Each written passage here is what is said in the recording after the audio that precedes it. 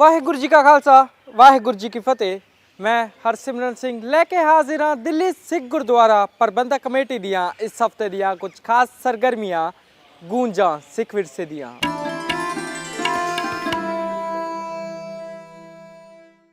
मेघालय विच सिख भाईचारे नूं कई दिक्कतां दा सामना करना पै रहा है, जिस दे चलदे दिल्ली कमेटी दे एक वफद वालों मेघालय दे डिप्टी सीएम दे नाल मुलाकात की गई। इस वफद की अगवाई दिल्ली कमेटी के जनरल सकत्तर सरदार जगदीप सिंह कालो वालों की गई। वाहिगुरू जी का खालसा वाहिगुरू जी की फतेह। ਅੱਜ ਸ਼੍ਰੀ ਅਕਾਲ ਤਖਤ ਸਾਹਿਬ ਦੇ ਜਥੇਦਾਰ ਸਾਹਿਬਾਨ ਔਰ ਬਾਕੀ ਸਿੰਘ ਸਾਹਿਬਾਨ ਨੇ ਜਿਸ ਤਰੀਕੇ ਦੇ ਨਾਲ ਭਾਈ ਬਲਵੰਤ ਸਿੰਘ ਜੀ ਰਾਜੋਆਣਾ ਅਤੇ ਹੋਰ ਬੰਦੀ ਸਿੰਘਾਂ ਦੀ ਰਿਹਾਈ ਦੀ ਲੜਾਈ ਜਿਹੜੀ ਆ ਉਹਨੂੰ ਅੱਗੇ ਵਧਾਉਂਦੇ ਹੋਏ ਜਿੱਥੇ ਦਿਆਸ ਦੀ ਦਿੱਲੀ ਸਿੱਖ ਗੁਰਦੁਆਰਾ ਪ੍ਰਬੰਧਕ ਕਮੇਟੀ ਦੀ ਤਰਫੋਂ ਡਿਊਟੀ ਲਾਈ ਗਈ ਆ ਔਰ 4 ਮੈਂਬਰ ਹੋਰ ਉਹਦੇ ਵਿੱਚ ਪਾਏ ਗਏ ਨੇ। ਮੈਂ ਸਿੰਘ ਸਾਹਿਬ ਜੀ ਦਾ ਧੰਨਵਾਦ ਕਰਦਾ कि ਜਿਹੜੀ ਤੁਸੀਂ ਸਾਡੀ ਡਿਊਟੀ ਲਾਈ ਹੈ ਅਸੀਂ ਆਪਣੀ ਪੂਰੀ ਇਮਾਨਦਾਰੀ ਆਪਣੀ ਪੂਰੀ ਤਨਦੇਹੀ ਦੇ ਨਾਲ ਇਹਨੂੰ ਨਿਭਾਵਾਂਗੇ। मेघालय विच सिख भाईचारे नूं कई दिक्कतां दा सामना करना पै रहा है, जिस दे चलदे दिल्ली कमेटी दे एक वफद वालों मेघालय दे डिप्टी सीएम दे नाल मुलाकात की गई। इस वफद की अगवाई दिल्ली कमेटी के जनरल सकत्तर सरदार जगदीप सिंह कालो वालों की गई। ਦਿੱਲੀ ਸੇ ਗੁਰਦੁਆਰਾ ਮੈਨੇਜਮੈਂਟ ਕਮੇਟੀ ਦੇ ਜਨਰਲ ਸਕੱਤਰ ਜਗਦੀਪ ਸਿੰਘ ਕਾਲੋ ਸਾਡੇ ਨਾਲ ਮੌਜੂਦ ਨੇ, ਉਹਨਾਂ ਨਾਲ ਗੱਲ ਕਰਦੇ ਹਾਂ। ਕਾਲੋ ਸਾਹਿਬ, ਇੱਕ ਦਿੱਲੀ ਕਮੇਟੀ ਦਾ ਇੱਕ ਵਫਦ ਮੇਘਾਲय ਗਿਆ ਸੀ, ਕਿਸ ਮੰਤਵ ਨਾਲ ਉੱਥੇ ਪਹੁੰਚੇ ਸੀ, ਕਿੰਨਾਂ ਲੋਕਾਂ ਨਾਲ ਮੁਲਾਕਾਤ ਹੋਈ ਹੈ? ਦੇਖੋ, ਉੱਥੇ ਸਾਡੇ 400 ਦੇ ਕਰੀਬ ਪਰਿਵਾਰ ਹੈ ਜਿਹੜੇ ਲੰਬੇ ਸਮੇਂ ਤੋਂ ਉੱਥੇ ਰਹਿ ਰਹੇ ਆ। ਕਰੀਬ 100 ਸਾਲ ਤੋਂ ਉੱਤੇ ਦਾ ਸਮਾਂ ਹੋ ਗਿਆ, ਉਹਨਾਂ ਦੀ ਚੌਥੀ ਪੰਜਵੀਂ ਜਨਰੇਸ਼ਨ ਉੱਥੇ ਰਹਿ ਰਹੀ ਹੈ ਔਰ ਪਿਛਲੇ 4-5 ਸਾਲ ਤੋਂ ਸਰਕਾਰ ਵੱਲੋਂ ਉਹਨਾਂ ਨੂੰ ਉੱਥੋਂ ਸ਼ਿਫਟ ਕਰਨ ਦਾ, ਜਿੱਥੇ ਉਹ ਰਹਿ ਰਹੇ ਆ ਉਸ ਜਗ੍ਹਾ ਤੋਂ ਸ਼ਿਫਟ ਕਰਨ ਦਾ ਉਹਨਾਂ ਨੂੰ ਨੋਟਿਸ ਦਿੱਤਾ ਸੀ, ਜਿਹੜਾ ਕਿ ਅਸੀਂ ਕੋਰਟ ਤੋਂ ਸਟੇ ਕਰਵਾਇਆ, ਉਹਨਾਂ ਨੂੰ ਪ੍ਰੋਟੈਕਸ਼ਨ ਦਵਾਈ। ਉਹਦੇ ਬਾਅਦ ਫਿਰ ਸਰਕਾਰ ਨੇ ਦੁਬਾਰਾ ਜਿਹੜੀ ਉਹ ਪਾਤੀ, ਉਹਨਾਂ ਨੇ ਕੋਰਟ ਦੇ ਵਿੱਚ ਫਿਰ ਦੁਬਾਰਾ ਲੈਟਰ ਪਾਤੀ ਕਿ ਉਹਨਾਂ ਨੂੰ ਹਟਾਇਆ ਜਾਏ ਉੱਥੋਂ। ਉਸ ਦੇ ਉੱਤੇ ਵੀ ਅਸੀਂ ਦੁਬਾਰਾ ਫਿਰ ਸਟੇ ਲੈ ਲਈ। ਇੱਕ ਐਪਲੀਕੇਸ਼ਨ ਹੋਰ ਫਿਰ ਉਹਨਾਂ ਨੇ ਲਗਾਈ ਔਰ ਅਪੀਲ ਲਗਾਈ। ਉਸ ਅਪੀਲ ਦੇ ਉੱਤੇ ਵੀ ਅਸੀਂ ਲਗਾਤਾਰ ਲੀਗਲ ਕਾਰਵਾਈ ਕਰ ਰਹੇ ਹਾਂ।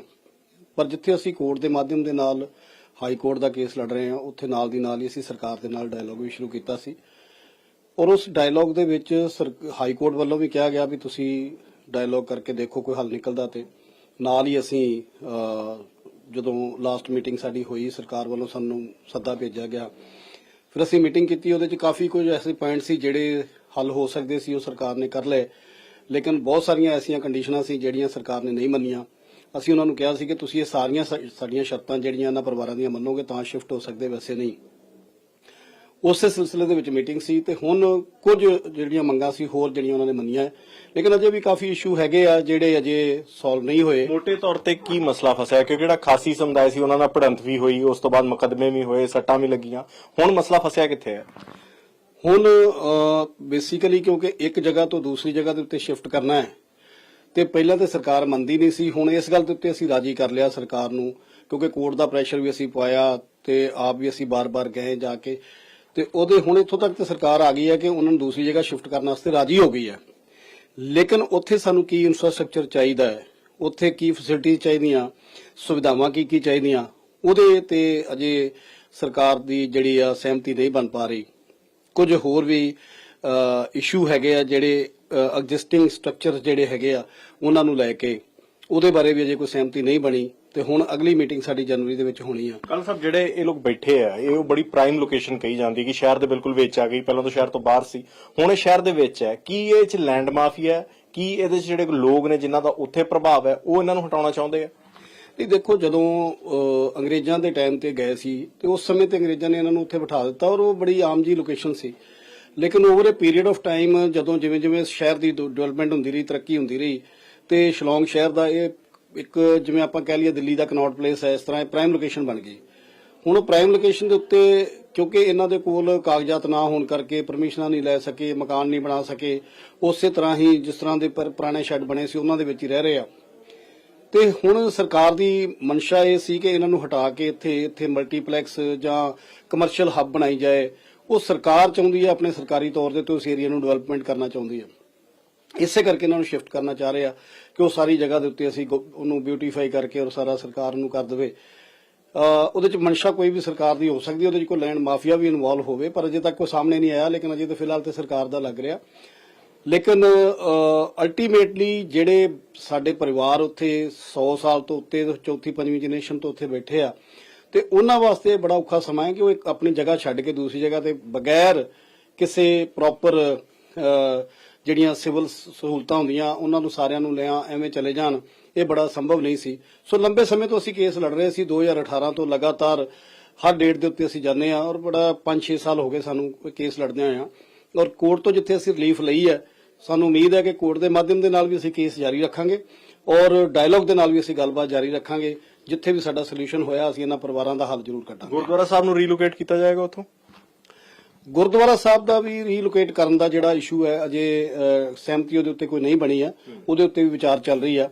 ਸੋ ਅਗਲੀ ਮੀਟਿੰਗ ਦੇ ਵਿੱਚ ਉਹਦੇ ਬਾਰੇ ਵੀ ਡਿਸਾਈਡ ਹੋਵੇਗਾ। ਸਰਕਾਰ ਚਾਹੁੰਦੀ ਹੈ ਕਿ ਉੱਥੋਂ ਗੁਰਦੁਆਰਾ ਸਾਹਿਬ ਨੂੰ ਰੀਲੋਕੇਟ ਕੀਤਾ ਜਾਏ? ਨਹੀਂ, ਸਰਕਾਰ ਤੇ ਸਭ ਕੁਝ ਹੀ ਚਾਹੁੰਦੀ ਹੈ ਵੀ ਉੱਥੋਂ ਕੀਤਾ ਜਾਏ, ਲੇਕਿਨ ਜਿਹੜੀ ਸਾਡੀ ਸਹਿਮਤੀ ਜਿਹੜੀ ਆ ਉਹ ਸਰਕਾਰ ਦੇ ਨਾਲ ਨਹੀਂ ਹੈ। ਅਸੀਂ ਉਸ ਗੁਰਦੁਆਰਾ ਸਾਹਿਬ ਨੂੰ ਉੱਥੋਂ ਨਹੀਂ ਸ਼ਿਫਟ ਹੋਣ ਦੇਣਾ ਚਾਹੁੰਦੇ।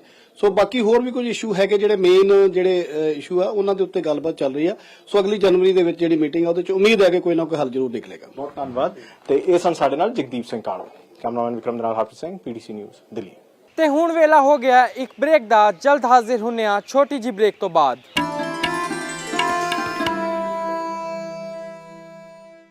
ਧੰਨ ਧੰਨ ਸਾਹਿਬ ਸ੍ਰੀ ਗੁਰੂ ਨਾਨਕ ਦੇਵ ਜੀ ਦੇ ਪ੍ਰਕਾਸ਼ ਪੁਰਬ ਨੂੰ ਸਮਰਪਿਤ ਦਿੱਲੀ ਦੇ ਵੱਖ-ਵੱਖ ਇਲਾਕਿਆਂ ਵਿੱਚ ਨਗਰ ਕੀਰਤਨ ਸਜਾਏ ਗਏ, ਜਿੱਥੇ ਵੱਡੀ ਗਿਣਤੀ ਵਿੱਚ ਸੰਗਤਾਂ ਨੇ ਗੁਰੂ ਜਸ ਗਾਹਨ ਕੀਤਾ ਅਤੇ ਦਿੱਲੀ ਕਮੇਟੀ ਦੇ ਜਨਰਲ ਸਕੱਤਰ ਸਰਦਾਰ ਜਗਦੀਪ ਸਿੰਘ ਕਾਲੋ ਵੀ ਨਗਰ ਕੀਰਤਨ ਵਿੱਚ ਸ਼ਾਮਿਲ ਹੋਏ।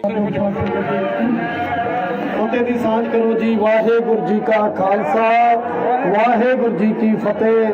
ਬਹੁਤ ਹੀ ਸਤਿਕਾਰਯੋਗ ਪੰਜ ਪਿਆਰੇ ਸਾਹਿਬਾਨ, ਜਿਨ੍ਹਾਂ ਦੀ ਅਗਵਾਈ ਦੇ ਵਿੱਚ ਧੰਨ ਧੰਨ ਸਾਹਿਬ ਸ੍ਰੀ ਗੁਰੂ ਮਹਾਰਾਜ ਜੀ ਦੀ ਸੁੰਦਰ ਪਾਲਕੀ ਸੱਜ ਕੇ ਨਗਰ ਕੀਰਤਨ ਦੇ ਰੂਪ ਵਿੱਚ ਸੰਗਤਾਂ ਬੜੇ ਸਮੇਂ ਤੋਂ ਇੰਤਜ਼ਾਰ ਕਰ ਰਹੀਆਂ ਸਨ, ਨਿੱਘਾ ਸਵਾਗਤ ਕਰਨ ਲਈ ਪਹੁੰਚ ਚੁੱਕੇ ਹਨ। ਅਸੀਂ ਜੀ ਆਇਆਂ ਕਹਿੰਦੇ ਹਾਂ, ਜੀ ਆਇਆਂ ਕਹਿੰਦੇ ਹਾਂ, ਸੰਗਤਾਂ ਨੂੰ ਜੀ ਆਇਆਂ ਕਹਿੰਦੇ ਹਾਂ। ਗੁਰੂ ਦੀ ਸੰਗਤ, ਪੰਜ ਪਿਆਰੇ ਸਾਹਿਬਾਨ, ਸਾਰਿਆਂ ਨੂੰ ਜੀ ਆਇਆਂ ਕਰਦੇ ਹਾਂ। ਗੁਰੂ ਪਿਆਰੀ ਸਾਧ ਸੰਗਤ ਜੀ, ਇੱਥੇ ਮੇਰੇ ਛੋਟੇ ਵੀਰ ਵਿੱਕੀ ਜੀ, ਇਹਨਾਂ ਨੇ ਬੜੀ ਸੰਗਤ ਦਾ ਨਿੱਘਾ ਪਿਆਰ ਲਿਆ, ਇੱਥੇ ਸਾਰਾ ਇੰਤਜ਼ਾਮ ਕੀਤਾ ਹੈ। ਸਰਦਾਰ ਸੁਖਦੇਵ ਸਿੰਘ ਹੋਰੀ, ਉਹਦੇ ਨਾਲ ਕੋਹਲੀ ਸਾਹਿਬ, ਸਾਡੇ ਨਾਲ ਕੋਹਲੀ ਸਾਹਿਬ, ਸਰਦਾਰ ਜੀ, ਬਿੱਲੇ ਵੀਰ ਜੀ, ਸਾਰਿਆਂ ਨੇ ਮਿਲ ਕੇ ਇਹ ਉਪਰਾਲਾ ਕੀਤਾ ਹੈ। ਸੋ ਮੈਂ ਜਿੱਥੇ ਸਾਰਿਆਂ ਨੂੰ ਵਧਾਈ ਦਿੰਦਾ ਨਗਰ ਕੀਰਤਨ ਦੀ, ਉੱਥੇ ਨਾਲ ਹੀ ਧੰਨਵਾਦ ਕਰਦਾ ਵਿੱਕੀ ਜੀ ਦਾ ਔਰ ਇੱਥੋਂ ਦੀ ਸਮੂਹ ਸੰਗਤ ਦਾ, ਜਿਨ੍ਹਾਂ ਨੇ ਇਹ ਨਿੱਘਾ ਸਵਾਗਤ ਸੰਗਤਾਂ ਦਾ ਔਰ ਧੰਨ ਧੰਨ ਸਾਹਿਬ ਸ੍ਰੀ ਗੁਰੂ ਗ੍ਰੰਥ ਸਾਹਿਬ ਮਹਾਰਾਜ ਜੀ ਦਾ ਨਿੱਘਾ ਸਵਾਗਤ ਕੀਤਾ। ਵਾਹਿਗੁਰੂ ਜੀ ਕਾ ਖਾਲਸਾ, ਵਾਹਿਗੁਰੂ ਜੀ ਕੀ ਫਤਿਹ। ਆਨੰਦ ਜਗਤ ਵਿੱਚ ਕਲ ਤਾਰਨ ਗੁਰੂ ਨਾਨਕ ਆਇਆ, ਕਲ ਤਾਰਨ ਗੁਰੂ ਨਾਨਕ ਆਇਆ। ਪਿਆ ਆਨੰਦ ਜਗਤ ਵਿੱਚ ਕਲ ਤਾਰਨ ਗੁਰੂ ਨਾਨਕ ਆਇਆ, ਕਲ ਤਾਰਨ ਗੁਰੂ ਨਾਨਕ ਆਇਆ। ਕਲ ਤਾਰਨ ਗੁਰੂ ਨਾਨਕ ਆਇਆ, ਕਲ ਤਾਰਨ ਗੁਰੂ ਨਾਨਕ ਆਇਆ। ਪਿਆ ਆਨੰਦ ਜਗਤ ਵਿੱਚ ਕਲ ਤਾਰਨ ਗੁਰੂ ਨਾਨਕ ਆਇਆ, ਕਲ ਤਾਰਨ ਗੁਰੂ ਨਾਨਕ ਆਇਆ। ਗੁਰੂ ਨਾਨਕ ਦੇਵ ਜੀ ਦੇ ਪ੍ਰਕਾਸ਼ ਪੁਰਬ ਨੂੰ ਸਮਰਪਿਤ ਕੀਰਤਨ ਸਮਾਗਮ ਗੁਰਦੁਆਰਾ ਰਾਮਗੜੀਆ ਸੁਧਾਰ ਸਭਾ ਸ਼ਿਵਨਗਰ ਵਿਖੇ ਕਰਵਾਇਆ ਗਿਆ, ਜਿੱਥੇ ਦਿੱਲੀ ਕਮੇਟੀ ਪ੍ਰਧਾਨ ਹਰਮੀਤ ਸਿੰਘ ਕਾਲਕਾ ਵੀ ਸ਼ਾਮਿਲ ਹੋਏ। ਚਬਰ ਛਤਰ ਤਖਤ ਦੇ ਮਾਲਿਕ ਸ਼ਬਦ ਗੁਰੂ ਧੰਨ ਧੰਨ ਗੁਰੂ ਗ੍ਰੰਥ ਸਾਹਿਬ ਮਹਾਰਾਜ ਜੀ ਦੀ ਪਾਵਨ ਪਵਿੱਤਰ ਗੋਦ 'ਚ ਬੈਠੀ ਗੁਰੂ ਰੂਪ ਸਵਾਰੀ ਸਾਧ ਸੰਗਤ ਜੀ ਫਤਿਹ ਪ੍ਰਵਾਨ ਕਰਨੀ। ਵਾਹਿਗੁਰੂ ਜੀ ਕਾ ਖਾਲਸਾ ਵਾਹਿਗੁਰੂ ਜੀ ਕੀ ਫਤਿਹ। ਸੁਣੀ ਅਰਦਾਸ ਸੁਆਮੀ ਮੇਰੇ ਸਰਬ ਕਲਾ ਬਣਿਆਈ, ਪ੍ਰਗਟ ਭਈ ਸਗਲੇ ਜੁਗੀ ਅੰਦਰ, ਗੁਰੂ ਨਾਨਕ ਕੀ ਵਡਿਆਈ। ਧੰਨ ਧੰਨ ਸਾਹਿਬ ਸ੍ਰੀ ਗੁਰੂ ਨਾਨਕ ਦੇਵ ਮਹਾਰਾਜ ਜੀ ਦਾ ਪ੍ਰਕਾਸ਼ ਦਿਹਾੜਾ ਮਨਾ ਰਹੀਆਂ ਸਮੂਹ ਇਲਾਕੇ ਦੀਆਂ ਸੰਗਤਾਂ ਨੂੰ ਮਹਾਰਾਜ ਦੇ ਇਸ ਆਗਮਨ ਪੁਰਬ ਦੀਆਂ ਲੱਖ ਲੱਖ ਵਧਾਈਆਂ। ਵਧਾਈ ਦੇ ਪਾਤਰ ਸਮੁੱਚੀ ਸੰਗਤ ਤੇ ਨਾਲ ਪ੍ਰਬੰਧਕ ਜਨ ਜਿਨ੍ਹਾਂ ਨੇ ਅੱਜ ਇਹ ਵਿਸ਼ੇਸ਼ ਉਪਰਾਲਾ ਰੱਖਿਆ ਔਰ ਗੁਰੂ ਸਾਹਿਬ ਦਾ ਇਹ ਆਗਮਨ ਪੁਰਬ ਵੱਡੇ ਪੱਧਰ ਦੇ ਉੱਤੇ ਤੁਸੀਂ ਇਲਾਕੇ ਦੀਆਂ ਸੰਗਤਾਂ ਦੇ ਨਾਲ ਮਿਲ ਕੇ ਮਨਾ ਰਹੇ ਹੋ। ਗੁਰਦੁਆਰਾ ਰਾਮਗੜੀਆ ਸੁਧਾਰ ਸਭਾ ਦੇ ਸਾਰੇ ਪ੍ਰਬੰਧਕ ਜਨਾਂ ਦਾ ਮੈਂ ਸਭ ਤੋਂ ਪਹਿਲਾਂ ਤਾਂ ਤਹਿ ਦਿਲੋਂ ਧੰਨਵਾਦ ਕਰਦਾ ਕਿ ਇਹ ਦਿਹਾੜੇ ਜਿਹੜੇ ਅਸੀਂ ਗੁਰੂ ਨਾਨਕ ਸਾਹਿਬ ਦੇ ਪ੍ਰਕਾਸ਼ ਦੇ ਗੁਰੂਆਂ ਦੇ ਪ੍ਰਕਾਸ਼ ਦਿਹਾੜੇ ਮਨਾਉਂਦੇ ਆ, ਇਹ ਸਾਡੀ ਸਭ ਤੋਂ ਮੁੱਢਲੀ ਜ਼ਿੰਮੇਵਾਰੀ ਹੈ ਕਿ ਅਸੀਂ ਆਪਣੇ ਇਲਾਕੇ ਦੀਆਂ ਸੰਗਤਾਂ ਨੂੰ, ਆਪਣੇ ਇਲਾਕੇ ਦੇ ਬੱਚਿਆਂ ਨੂੰ ਗੁਰੂ ਦੇ ਨਾਲ ਜੋੜਨ ਦਾ ਸਭ ਤੋਂ ਵਿਸ਼ੇਸ਼ ਉਪਰਾਲਾ ਕਿ ਜਿੱਥੇ ਅਸੀਂ ਗੁਰੂ ਦਾ ਕੀਰਤਨ ਕਰਕੇ ਔਰ ਗੁਰੂ ਇਤਿਹਾਸ ਦੇ ਨਾਲ ਆਪਣੇ ਬੱਚਿਆਂ ਨੂੰ ਜੋੜਦੇ ਹਾਂ, ਗੁਰੂ ਦੀਆਂ ਸਿੱਖਿਆਵਾਂ ਵੀ ਦਸੀਏ। ਇਹੀ ਸਾਡੇ ਸਾਰਿਆਂ ਦੀ ਸਭ ਤੋਂ ਵੱਡੀਆਂ ਜ਼ਿੰਮੇਵਾਰੀਆਂ ਪ੍ਰਬੰਧਕਾਂ ਦੀ ਹੁੰਦੀਆਂ ਔਰ ਤੁਸੀਂ ਇਹਨੂੰ ਬਹੁਤ ਬਖੂਬੀ ਨਿਭਾ ਰਹੇ ਹੋ। ਗੁਰੂ ਨਾਨਕ ਸਾਹਿਬ ਦਾ ਅਵਤਾਰ ਧਾਰਨਾ ਕਲਯੁਗ ਦੇ ਵਿੱਚ ਮੈਂ ਸਮਝਦਾ ਕਿ ਇੱਕ ਐਸੀ ਅਨੋਖੀ ਮਿਸਾਲ ਗੁਰੂ ਨਾਨਕ ਸਾਹਿਬ ਮਹਾਰਾਜ ਦੀ ਕਿ ਜਿਨ੍ਹਾਂ ਨੇ ਕਲਯੁਗ ਦੇ ਵਿੱਚ ਅਵਤਾਰ ਧਾਰ ਕੇ ਜਿਹੜਾ ਅੰਧਕਾਰ ਲੋਕਾਂ ਦੇ ਮਨਾਂ ਦੇ ਵਿੱਚ ਸੀ, ਜਿਹੜੇ ਬ੍ਰਹਮਾ ਦੇ ਵਿੱਚ ਕਰਮ ਕਾਂਡਾਂ ਦੇ ਵਿੱਚ ਉਸ ਵਕਤ ਬਹੁਤ ਜ਼ਿਆਦਾ ਫਸੇ ਹੋਏ ਸੀ, ਉਹਨਾਂ ਨੂੰ ਉਹਦੇ ਚੋਂ ਕੱਢਿਆ। ਗੁਰੂ ਨਾਨਕ ਸਾਹਿਬ ਮਹਾਰਾਜ ਨੇ ਆਪਣੇ ਜੀਵਨ ਕਾਲ ਦੇ ਵਿੱਚ ਉਹ ਸੰਦੇਸ਼ ਸਾਨੂੰ ਦੇ ਕੇ ਗਏ ਆ ਕਿ ਜਿਹਦੀ ਅੱਜ ਕੋਈ ਦੂਜੀ ਮਿਸਾਲ ਨਹੀਂ ਹੈ। ਜੇ ਅਸੀਂ ਉਹਨਾਂ ਦੀਆਂ ਚਾਰ ਉਦਾਸੀਆਂ ਦੇ ਵਿੱਚੋਂ, ਉਹਨਾਂ ਦੇ ਸਫ਼ਰਾਂ ਦੇ ਵਿੱਚੋਂ ਉਹਨਾਂ ਦੀ ਦੱਸੀ ਹੋਈ ਟੀਚਿੰਗਸ ਨੂੰ ਆਪਣੇ ਜੀਵਨ ਦਾ ਮਨੋਰਥ ਬਣਾ ਲਈਏ ਤੇ ਮੈਂ ਸਮਝਦਾ ਕਿ ਫਿਰ ਸਾਡੇ ਦਿਮਾਗ ਦਿਲਾਂ ਦੇ ਵਿੱਚ ਕੋਈ ਭਰਮ ਨਹੀਂ ਰਹੇਗਾ, ਕੋਈ ਕਰਮ ਕਾਂਡਾਂ ਵੱਲ ਅਸੀਂ ਨਹੀਂ ਜਾਵਾਂਗੇ। ਗੁਰੂ ਨਾਨਕ ਸਾਹਿਬ ਨੇ ਜੇ ਮੱਕਾ ਮਦੀਨਾ ਜਾ ਕੇ ਇਸ ਗੱਲ ਦਾ ਸੰਦੇਸ਼ ਦਿੱਤਾ ਕਿ ਰੱਬ ਜੇ ਅਗਰ ਹੈਗਾ ਤੇ ਉਹ ਇੱਕ ਪਾਸੇ ਨਹੀਂ ਹੈ, ਚਾਰੋਂ ਪਾਸੇ ਹੈ। ਗੁਰੂ ਸਾਹਿਬ ਨੇ ਵਹੀ ਨਦੀ ਦੇ ਵਿੱਚੋਂ ਨਿਕਲ ਕੇ ਇੱਕ ਦਾ ਹੋਕਾ ਦਿੱਤਾ ਔਰ ਦੱਸਿਆ ਸਾਨੂੰ ਕਿ ਜਿਹੜਾ ਅਕਾਲ ਪੁਰਖ ਹੈ ਉਹ ਇੱਕੋ ਹੀ ਹੈ।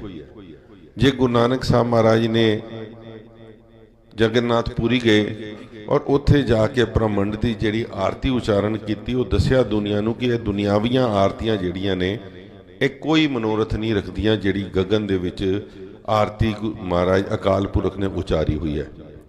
ਸੋ ਐਸੇ ਟੀਚਿੰਗਾਂ ਸਾਨੂੰ ਦਿੱਤੀਆਂ ਨੇ ਔਰ ਆਪਣੇ ਜੀਵਨ ਦੇ ਵਿੱਚ ਜਿੱਥੇ ਸਾਨੂੰ ਬਾਣੀ ਦੇ ਨਾਲ ਜੋੜ ਕੇ ਗਏ, ਉੱਥੇ ਆਪ ਆਪਣੇ ਹੱਥੀਂ ਆਪਣੇ ਜੀਵਨ ਦੇ ਆਖਰੀ ਸਮੇਂ ਦੇ ਵਿੱਚ ਕਈ ਸਾਲ ਕਰਤਾਰਪੁਰ ਸਾਹਿਬ ਦੀ ਧਰਤੀ ਦੇ ਉੱਤੇ ਖੇਤੀ ਕਰਕੇ ਸਾਨੂੰ ਕਿਰਤ ਨਾਲ ਜੋੜ ਕੇ ਗਏ ਔਰ ਨਾਲ ਸਭ ਤੋਂ ਵੱਡਾ ਉਪਦੇਸ਼ ਜਿਹੜਾ ਹੈ ਉਹ ਆਪਣੇ ਪਿਤਾ ਜੀ ਵੱਲੋਂ ਲਏ ਗਏ 20 ਰੁਪਏ ਦੇ ਲੰਗਰ ਚਲਾ ਕੇ ਜਿਹੜੀ ਪ੍ਰਥਾ ਸ਼ੁਰੂ ਕਰਕੇ ਗਏ ਔਰ ਸਾਨੂੰ ਉਪਦੇਸ਼ ਦੇ ਕੇ ਗਏ ਕਿ ਨਾਮ ਜਪੋ, ਕਿਰਤ ਕਰੋ ਔਰ ਵੰਡ ਛਕਣ ਦਾ। ਅੱਜ ਸਮੂਚਾ ਸਿੱਖ ਪੰਥ ਉਸੇ ਗੱਲ ਦੇ ਉੱਤੇ ਪਹਿਰਾ ਦਿੰਦਾ ਹੋਇਆ ਇਹ ਸਾਰੇ ਪੁਰਬ ਮਨਾਉਂਦਾ, ਜਿੱਥੇ ਗੁਰੂ ਨਾਨਕ ਸਾਹਿਬ ਨੇ ਸਾਨੂੰ ਇੱਕ ਦੇ ਨਾਲ ਜੋੜਿਆ, ਉਹਦੇ ਨਾਲ ਨਾਲ ਹੀ 10ਵੀਂ ਜੋਤ ਗੁਰੂ ਗੋਬਿੰਦ ਸਿੰਘ ਮਹਾਰਾਜ ਨੇ ਸਾਨੂੰ ਇਸ ਇੱਕ ਗੁਰੂ ਗ੍ਰੰਥ ਦੇ ਨਾਲ ਜੋੜਿਆ ਔਰ ਸਾਨੂੰ ਨੰਦੇੜ ਦੀ ਧਰਤੀ ਤੋਂ ਹੁਕਮ ਕਰਕੇ ਗਏ ਕਿ ਆਗਿਆ ਭਈ ਅਕਾਲ ਕੀ, ਤभी ਚਲਾਇਓ ਪੰਥ ਸਭ ਸਿੱਖਣ ਕੋ ਹੁਕਮ ਹੈ, ਗੁਰੂ ਮਾਨਿਓ ਗ੍ਰੰਥ। ਤੇ ਹੁਣ ਵੇਲਾ ਹੋ ਗਿਆ ਇੱਕ ਬ੍ਰੇਕ ਦਾ। ਜਲਦ ਹਾਜ਼ਰ ਹੁੰਨੇ ਆ ਛੋਟੀ ਜੀ ਬ੍ਰੇਕ ਤੋਂ ਬਾਅਦ।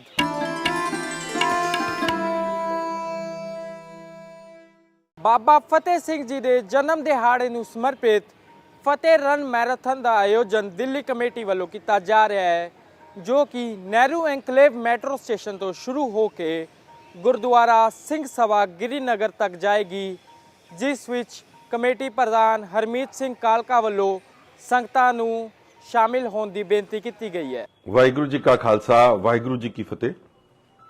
ਮਲ ਅਖਾੜਾ ਗੁਰੂ ਅੰਗਦ ਦੇਵ ਜੀ ਇਹ ਹਰ ਸਾਲ ਜਿਹੜਾ ਉਪਰਾਲਾ ਕਰਦੇ ਹੈ ਬਾਬਾ ਫਤਿਹ ਸਿੰਘ ਜੀ ਦੇ ਜਨਮ ਦਿਹਾੜੇ ਵਾਲੇ ਦਿਨ ਇਹ ਮੈਰਾਥਨ ਕੱਢੀ ਜਾਂਦੀ ਹੈ। ਕਾਲਕਾ ਜੀ ਜਿਹੜੀ ਸਟਾਰਟਿੰਗ ਤੋਂ ਜਿੱਥੇ ਨਹਿਰੂ ਇਨਕਲੇਵ ਦਾ ਮੈਟਰੋ ਸਟੇਸ਼ਨ ਹੈ ਔਰ ਇਹਦੀ ਸਮਾਪਤੀ ਪੂਰੀ ਮੇਨ ਰੋਡ ਤੋਂ ਹੁੰਦੀ ਹੋਈ ਕਾਲਕਾ ਜੀ ਐਲ ਬਲਾਕ ਤੋਂ ਹੁੰਦੀ ਹੋਈ ਗੁਰੂ ਰਵਿਦਾਸ ਮਾਰਗ ਤੋਂ ਸਮਾਪਤੀ ਇਹਦੀ ਜਿਹੜੀ ਗਿਰੀਨਗਰ ਗੁਰਦੁਆਰੇ ਦੇ ਵਿੱਚ ਕੀਤੀ ਜਾ ਰਹੀ ਹੈ। ਹਰ ਸਾਲ ਇਹ ਬੱਚਿਆਂ ਨੂੰ ਇਸ ਮੈਰਾਥਨ ਦੇ ਵਿੱਚ ਪਾਰਟਿਸਿਪੇਟ ਕਰਨ ਦਾ ਜਿਹੜਾ ਉਤਸ਼ਾਹ ਔਰ ਹੱਲਾ ਬਖਸ਼ਦੇ ਨੇ। ਮੈਂ ਸਮਝਦਾ ਕਿ ਇਹ ਸਾਰੀ ਜਿਹੜੀ ਟੀਮ ਹੈ ਬਹੁਤ ਵਧੀਆ ਤਰੀਕੇ ਦੇ ਨਾਲ ਬੱਚਿਆਂ ਨੂੰ ਇਸ ਮੈਰਾਥਨ ਦੇ ਵਿੱਚ ਪਾਰਟਿਸਿਪੇਟ ਕਰਾਉਂਦੇ ਆ। ਸੋ ਮੈਂ ਸਮੁੱਚੀ ਸੰਗਤ ਨੂੰ ਬੇਨਤੀ ਕਰਦਾ ਕਿ ਵੱਧ ਚੜ ਕੇ ਇਸ ਮੈਰਾਥਨ ਦਾ ਹਿੱਸਾ ਬਣੀਏ। ਗੁਰੂ ਅੰਗਦ ਦੇਵ ਸਾਹਿਬ ਦੇ ਮਹਾਰਾਜ ਦੇ ਨਾਮ ਦੇ ਉੱਤੇ ਜਿਹੜਾ ਮੱਲ ਅਖਾੜਾ ਬਣਿਆ ਉਹਦੇ ਵਿੱਚ ਭਾਗੀਦਾਰ ਬਣ ਕੇ ਬਾਬਾ ਫਤਿਹ ਸਿੰਘ ਜੀ ਰਨ ਦਾ ਜਿਹੜਾ ਹਿੱਸਾ ਮੰਨ ਕੇ ਆਪਣੇ ਆਪ ਨੂੰ ਵਡਭਾਗੀ ਸਮਝੀ ਔਰ ਗੁਰਦੁਆਰਾ ਸਾਹਿਬ ਪਹੁੰਚ ਕੇ ਉੱਥੇ ਜਿਹੜੀਆਂ ਧਾਰਮਿਕ ਖੇਡਾਂ ਵੀ ਹੋਣਗੀਆਂ ਉਹਦਾ ਵੀ ਅਸੀਂ ਹਿੱਸੇਦਾਰ ਬਣੀਏ। ਬਹੁਤ ਬਹੁਤ ਧੰਨਵਾਦ। ਵਾਹਿਗੁਰੂ ਜੀ ਕਾ ਖਾਲਸਾ, ਵਾਹਿਗੁਰੂ ਜੀ ਕੀ ਫਤਿਹ। ਤੇ ਇਹ ਸਨ ਇਸ ਹਫਤੇ ਦੀਆਂ ਗੂੰਜਾਂ ਸਿੱਖ ਵਿਰਸੇ ਦੀਆਂ। ਅਗਲੇ ਹਫਤੇ ਹੋਰ ਨਵੀਂ ਖਬਰਾਂ ਤੇ ਜਾਣਕਾਰੀਆਂ ਦੇ ਨਾਲ ਹਾਜ਼ਰ ਹੋਵਾਂਗੇ। ਦਵੋ ਇਜਾਜ਼ਤ। ਸਤਿ ਸ਼੍ਰੀ ਅਕਾਲ।